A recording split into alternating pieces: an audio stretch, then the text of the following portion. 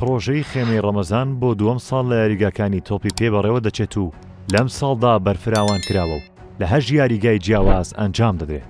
فیستیڤاڵی ساڵانەی مانگی ڕەمەزان و پرۆژەی خێمەی ڕەمەزان یەکێکە لە گەورەترین و ناوازەترین فیستیڤاڵەکانی جیهان و تایبەتە بە مانگی پیرۆزی ڕەمەزان.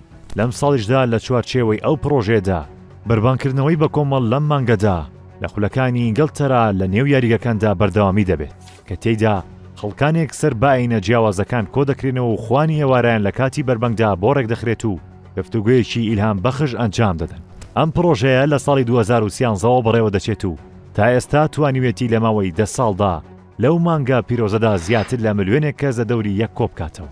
لەم ساڵیشدا پرۆژەی خێمەی ڕەمەزان 27 شوێنی جیاوازی لە چەندین شاری بەریتانیا دیاری کردووە کە تێیدا خوانی بەربانگەکە بەڕێوە دەچێت کە دیارترین شارەکانیش بریتین لە لەندەن و بێرمینگهام و نیوکاسڵ و مانچێستەر و شوێنە دیارەکانیش بریتین لە کۆلێژی کینگ کامبریج و کتێبخانەی بەریتانیا و هەروەها وێزگەی کارەبای باتەرسیا چەند یاریگایەکی تۆپی پێ.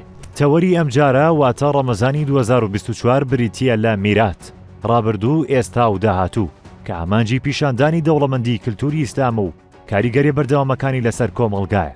ساڵی پێشوو پرۆژەکە گەورەکرایەوە و یاریگەکانی تۆپی پێی گرتەوە بەهۆیەوە کاریگەری لەسەر خەڵکی دروست کرد.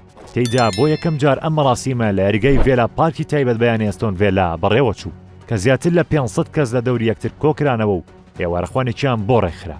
لەم ساڵیشدا وا بڕیارە مەراسیمەکە لە 8 یاریگای جیاوازی تۆپی پێ و یاریگایەکی ڕەگبی ئەنجام بدرێت.